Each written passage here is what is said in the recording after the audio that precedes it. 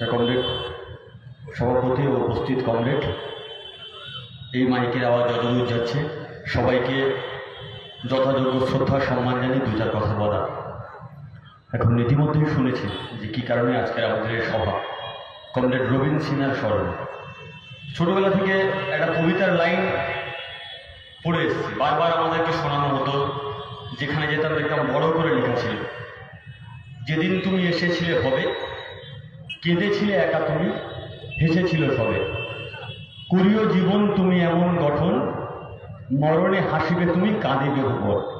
আমরা যারা লাল ঝান্ডার পার্টি করি, কমরেড রবীন সিনহারা প্রতিদিন আমাদের এই মূল্যবোধ, এই চেতনা আমাদের মগজের মধ্যে ঢুকিয়েছিলেন যে নিজের জীবনকে এমনভাবে প্রতিষ্ঠা করো যাতে মৃত্যুর পরে লোক তোমার দিকে আঙুল তুলতে না পারে, যাতে মৃত্যুর পরে তুমি যখন তোমার দুটো চোখ বন্ধ করবে, যাতে সমাজের 10টা লোক তোমার দিকে তাকে হাসতে পারে যে হ্যাঁ এই লোকটা সমাজের জন্য কিছু করেছে। আজকের যে প্রেক্ষাপটে দাঁড়িয়ে আমরা আজকের এখানে স্মরণ সভা করছি, বারবার মনে হয় যে আমাদের নেতারা আমাদের কি শিখিয়েছিলেন, আমাদের নেতারা প্রতিদিন আমাদের কি কথা বলেছিল। আজকে প্রতিদিন দেখি আমাদের নেতারা যখন প্রয়াত হন, আমাদের নেতারা যখন এই গত কয়েকদিন আগে ডায়মন্ড হারবারের বর্ষিয়ান প্রবীণ নেতা, রাজ্যের মন্ত্রিসভার মন্ত্রী ছিলেন, আইনমন্ত্রী ছিলেন কাইয়ুম মোল্লা, তিনিও প্রয়াত হয়েছিলেন। আমরা ডায়মন্ড হারবারে তার স্মরণ সভা করতে যাচ্ছিলাম। এই প্রশাসন, এই তৃণমূলের সরকারের সময় এই তৃণমূল সরকারের প্রশাসন, তৃণমূল দুজন মিলে একটা 94 বছরের বৃদ্ধা, 7 বারের এমএলএ, 2 বারের মন্ত্রী, আইনমন্ত্রীও ছিলেন, তার স্মরণ সভা করতে যাব। পুলিশ প্রশাসন বলছে স্মরণ সভা করা যাবে না। কেন করা যাবে না? আসলে কি 94 বছরের বৃদ্ধাকে ভয় পায়? এই আজকের এখানে যারা আমরা স্মরণ সভাতে উপস্থিত হয়েছি, আমরা জানি কোথাও আড়ালে আবডালে তৃণমূল লুকিয়ে লুকিয়ে আমাদের কথা শুনছে। আমরা জানি কোথাও তৃণমূল কংগ্রেস সিভিক ভলেন্টিয়ার পাচ্ছে, ছবি তুলছে, ভিডিও রেকর্ডিং করছে, যাও লাল ঝান্ডা লাগানো আছে, কি বলছে ওখানে শুনে এসো, নিয়ে আমাদের কাছে রিপোর্ট করো। আসলে কি ওরা রবীন্দ্রকে ভয় পায়? না। রবীন্দ্র, আব্দুল কাইয়ুম মোল্লারা যে আদর্শে বিশ্বাস করতো সেই আদর্শকে ভয় পায়, যে চিন্তাকে বিশ্বাস করতো সেই চিন্তাকে ভয় পায়। নিশ্চিতভাবে দাঁড়িয়ে আজকের এই স্মরণ সভাতে আমাদের শপথ নিতে হবে, আমরা যতদিন জীবিত থাকব, যতদিন দেহে প্রাণ থাকবে, যেন কমরেড রবীন সিনহারাও এই বাংলার মাটিতে, গোটা ভারতবর্ষের মাটিতে যারা এই ঝান্ডা নিয়ে প্রতিদিন লড়াই সংগ্রাম করেছে, তাদের আদর্শকে মনের মধ্যে বাঁচিয়ে রাখতে পারি। আর তাদের চিন্তা যদি বেঁচে থাকে আমাদের মগজে মননে, তাহলে প্রতিদিন ওরা ভয় পায়। ওরা ভয় পাচ্ছে কেন? ওরা ভয় পায় তার মূল কারণ হচ্ছে আমরা গরিব মানুষের কথা বলি। ওরা ভয় পায় কেন? কারণ প্রতিদিন আমরা সমাজের নিপীড়িত, শোষিত, মেহনতি মানুষের কথা বলি। ওরা ভয় পায় কেন? কারণ আমরা ছাত্রের শিক্ষার কথা বলি। ওরা ভয় পায় কেন? আমরা বেকার যুবকের কাজের কথা বলি। ওরা ভয় পায় কেন? কারণ আমরা মা বোনেদের সম্মানের কথা বলি। এই যে আজকে দেশের প্রধানমন্ত্রী এলেন আমাদের পশ্চিমবঙ্গের মাটিতে হেলিকপ্টারে, এখন ডেলি প্যাসেঞ্জার হয়েছে, রোজ পশ্চিমবঙ্গে আসছে। কেন না? পশ্চিমবঙ্গের নির্বাচন আছে। এতদিন পশ্চিমবঙ্গে টিভি দেখতে পাওয়া যাচ্ছে না, এখন রোজ পশ্চিমবঙ্গে আসছে। আমরা বলছি সবে গরমকাল পড়তে শুরু করেছে, মশা সবে 2-1টা কামড়ানো শুরু হয়, আর একটু গরম পড়লে মশা ভিন ভিন করে আসে। এ পশ্চিমবঙ্গের আকাশে এখন যত না মশা মাছি উঠছে, তার চেয়ে বেশি প্লেন আর হেলিকপ্টার উঠছে। কেন না? দিল্লি থেকে, দিল্লির নেতা মন্ত্রীরা পশ্চিমবঙ্গে আসছে। বললো সন্দেশখালিতে আমি যেতে চাই। কেন যাবেন? বললো সন্দেশখালিতে গিয়ে আমি দেশের মা বোনেদের উদ্দেশ্যে বার্তা দেব। আমরা প্রশ্ন করেছিলাম, নিশ্চিতভাবে আমার দৃঢ় বিশ্বাস কমরেড রবীন সিনহাও বেঁচে থাকলে এইখানে মাইক টাঙিয়ে, চৌকা টাঙিয়ে, গলার জোর ফুকিয়ে উনিয়ে বলতো যে আপনার যদি হিম্মত থাকে, যদি সত্যি আপনার 56 ইঞ্চি ছিনা থাকে, তাহলে মণিপুরে গিয়ে একবার দেশের মা বোনেদের কথা বলতে পারছেন না? আপনি কি বিলকিস বানুর কথা ভুলে গেছেন? হাতরাসের কথা ভুলে গেছেন? গোটা ভারতবর্ষের সময় এই বিজেপির সময় গোটা ভারতবর্ষের মাটিতে যেভাবে প্রতিদিন মা বোনেরা লাঞ্ছিত হয়েছে, লুণ্ঠিত হয়েছে, মা বোনদের সম্মান, ইজ্জত, আব্রু ধুলোয় লুণ্ঠিত হয়েছে, সে নিয়ে কেউ কোনো কথা বলছে না। পশ্চিমবঙ্গে এসে বলতে হবে। আর উল্টো দিকে দাঁড়িয়ে ওখানে যেমন অবস্থা হয় এখানেও তেমন অবস্থা হয়। এখানে প্রতিদিন পাকচিত থেকে কামদুনি, কামদুনি থেকে গেদে, একটার পর একটা ঘটনা। ইভেন সন্দেশখালী, দেশের প্রধানমন্ত্রী এখানে সন্দেশখালী নিয়ে বলছে, উনি মণিপুর নিয়ে যেমন কিছু বলছেন না, তেমন রাজ্যের মুখ্যমন্ত্রী মণিপুর নিয়ে বলছে, সন্দেশখালী নিয়ে কোনো কথা বলছেন না। আসলে দুটো কথা সমস্যারে লাল ঝান্ডার পার্টি সোচ্চারে বলে, আর লাল ঝান্ডার পার্টি সোচ্চারে বলে বলে লাল ঝান্ডা পার্টি করা ভয় পায়, লাল ঝান্ডার আদর্শ করা ভয় পায়। তাই এই সময় গেলে দাঁড়িয়ে আমাদের শপথ নেওয়ার সময়। এই বাংলার মাটিতে, ভারতবর্ষের মাটিতে কোন সময় আমরা আজকের উপস্থিত হয়েছি? একদিকে দাঁড়িয়ে দেশের মজনতে যখন বিজেপি বসে আছে, কে ভালো আছে? শ্রমিক আন্দোলন করতেন, শ্রমিকরা আজকে ভালো আছে? শ্রমিকদের সমকাজে সমমজুরি আছে, 9 ঘন্টা 12 ঘন্টা ডিউটি করতে হচ্ছে। গোটা ভারতবর্ষের মাটিতে বেকারদের সংখ্যা দিন দিন লাফিয়ে লাফিয়ে বাড়ছে, বেকারত্বের সংখ্যা বাড়ছে। আপনার বাড়ির ছেলেটা প্রতিদিন বেকার হচ্ছে। আপনি হতে পারেন তৃণমূল করেন, আপনি হতে পারেন বিজেপি করেন, কিন্তু আপনার বাড়ির বেকার, আপনার পেটের ক্ষুধার যন্ত্রণা, সে তো সিপিএম, তৃণমূল, বিজেপি, কংগ্রেস, সে তো কিছু বোঝে না। সে শুধু পেটের পেটে খিদার যন্ত্রণা, সে শুধু বোঝে গরম ভাতের গন্ধ। তার কাছে খাবার নেই, তার পেটে ভাত নেই। আপনার বাড়ির বেকারটা যখন চাকরি চাইছে, দেশের সরকার বলেছিল বছরে 2 কোটি বেকারের চাকরি দেবো। আজকে যখন কাজ চাওয়া হচ্ছে বলছে চাকরি তো নেই। তুমি পকোড়া ভাজো। রাজ্যের মাটিতে রাজ্যের সরকার বলেছিল বছরে 2 লাখ বেকারের চাকরি দেবো। যখন চাকরির কথা বলছে তখন বলছে চাকরি তো নেই, তুমি চপ ভাজো নয় পকোড়া ভাজো। আমরা একথা সোচ্চারে বলতে চাই, আর যাই পারে হোক, আমাদের বাড়ির ছেলেটা চপ ভাজুক বা পকোড়া ভাজুক, পাড়ার মনে যিনি চপ বা পকোড়া ভাজেন তার সমস্ত সম্মান রেখে বলছি, আর যাই পারে হোক, উনি আপনার ভাইপোদের মতো চুরি করে সংসার চালান না। উনি নিজের গতর থাকিয়ে বাংলার মাটিতে রোজগার করে খায়। গোটা রাজ্যের মাটিতে কি চলছে? একটা রাস্তা তিনবার উদ্বোধন হচ্ছে। এই রাস্তায় কদিন আগে এলেন, রাস্তা নিশ্চয়ই বন্ধ ছিল। ডায়মন্ড হারবারে যখন সভা হয় তখন সরিষা থেকে ডায়মন্ড হারবার পর্যন্ত কোনো গাড়ি ঘোড়া যাবে না। আমার ধারণা এখানেও নিশ্চয়ই তাই হয়েছে, সমস্ত গাড়ি ঘোড়া বন্ধ। কেন বন্ধ? না, উড়াল পোলের উদ্বোধন করতে হবে। ঠিক আছে, একদিন উদ্বোধন করলেন, তারপরে বললেন চড়িয়ালে একটা ব্রিজ হয়েছে, একটা লাফ দিলে হয়তো পার হয়ে যাওয়া যায়, সেই ব্রিজের এক অংশ উদ্বোধন করতে হবে। আমরা বললাম ঠিক আছে। প্রতিদিন এই রাস্তাতে, এই সামনে যে রাস্তাটা আছে, কটা মায়ের কোল খালি হয়েছে এই সরকারের সময় রাস্তার বেহাল দশার কারণে। রাস্তার উদ্বোধন, অবশেষে কয়েকদিন পরে লাগাতার আন্দোলন করতে হয়েছে। এখানে লাগাতার লাল ঝান্ডার নেতৃত্বে আন্দোলন হয়েছে। তার জন্য পুলিশ এসে গ্রেপ্তার করেছে, বাড়িতে বাড়িতে তৃণমূলকে হুমকি দিয়েছে। এখন নির্বাচনের মুখে এসে আবার নতুন করে রাস্তা উদ্বোধন করে ফিতে কেটে বাহাবা পুরোনোর চেষ্টা করছে।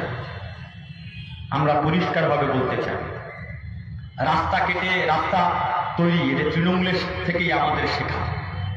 আর যদি মনে করে রাখেন যে পশ্চিমবঙ্গের মাটিতে প্রতিদিন লাল ঝান্ডা পার্টির সামনে দেয়াল তুলে দাঁড় করে দেবেন, পাঁচিল তৈরি করবেন, মানুষকে ভোট যেতে দেবেন না, আমরা আপনাকে পরিষ্কার কণ্ঠে, সুউচ্চ কণ্ঠে আমরা বলতে চাই, আমাদের সামনে আমাদের নেতারা আমাদেরকে প্রতিদিন শিখিয়েছে, কমরেড রবীন সিংরা প্রতিদিন আমাদেরকে শিখিয়েছে যে আমরা যারা কমিউনিস্ট পার্টির কর্মী, আমরা যারা লাল ঝান্ডার কর্মী, প্রতিদিন আমাদেরকে শেখানো হয় দেয়াল থেকে শিখতে হয়, দেয়াল থেকে জানতে হয়, দেয়ালে পিঠ থেকে গেলে দেয়াল জুড়ে লিখতে হয়। তাই নতুন করে সিলেবাস বদলেছে, দেয়ালে নতুন করে লেখার সময় এসছে।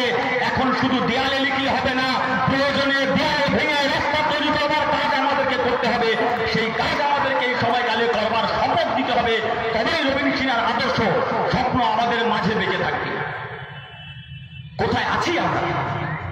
দেশের প্রধানমন্ত্রী বড় বড় করে বিজ্ঞাপন দিচ্ছে স্বচ্ছ ভারত অভিযান। আমরা বললাম সেটা কি? বললো ময়লা মুক্ত ভারত হবে। আমরা বললাম খুব ভালো কথা। দেশের প্রধানমন্ত্রী দেখলাম ঝাড়ু হাতে ভালো করে ঝাড় দিচ্ছেন।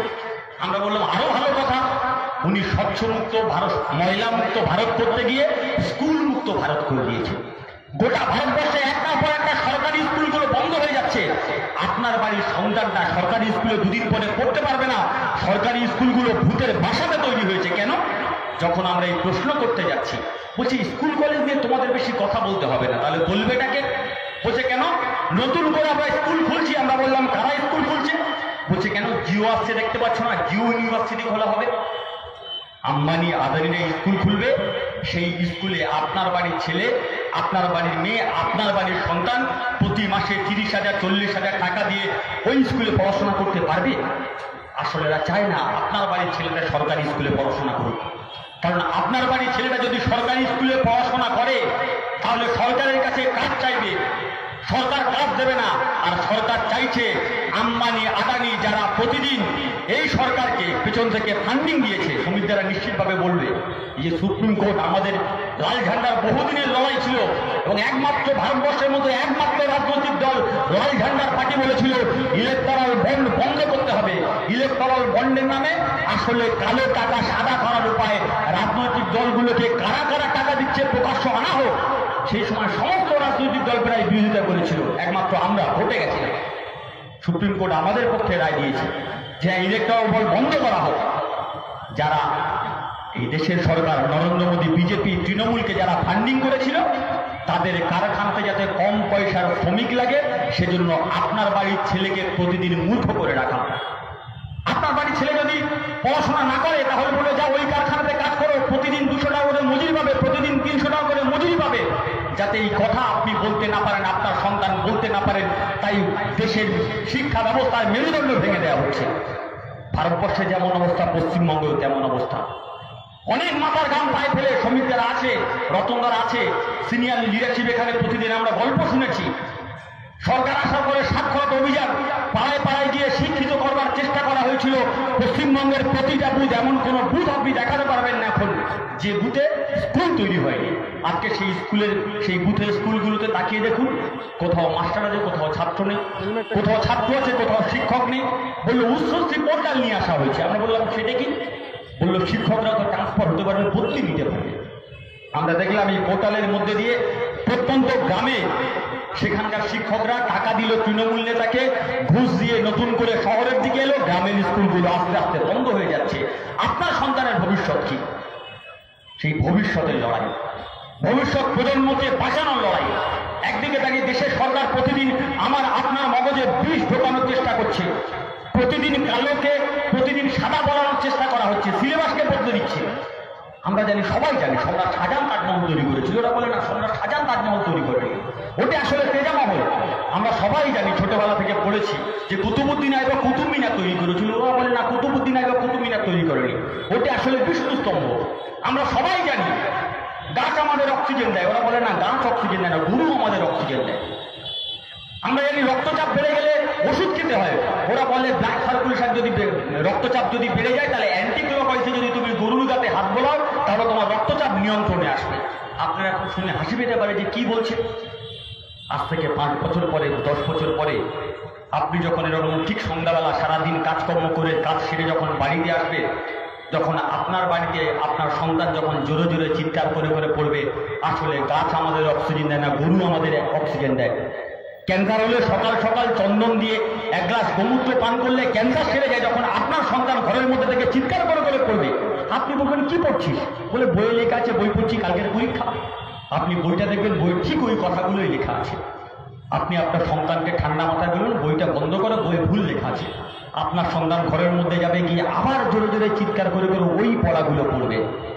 সেদিন আপনি যখন আপনার সন্তানের চোখে চোখ রেখে চোখটা লাল করে আঙুলটা তুলে বলবেন বইটা বন্ধ করো, বইয়ে ভুল লেখা আছে, সেদিন আপনার বাড়ির ছোট্ট সন্তান যদি আপনার চোখে চোখ রেখে আপনার দিকে তাকিয়ে বলে, যেদিন দেশের সরকার আমাদের সিলেবাসটা বদলে দিচ্ছিল, সেদিন তো তুমি সরকারের চোখে চোখ রেখে সরকারের দিকে আঙুল তুলে কোনো কথা বলনি, আজকের আমি বাচ্চা ছেলে কেন আমার দিকে আঙুল তুলছো?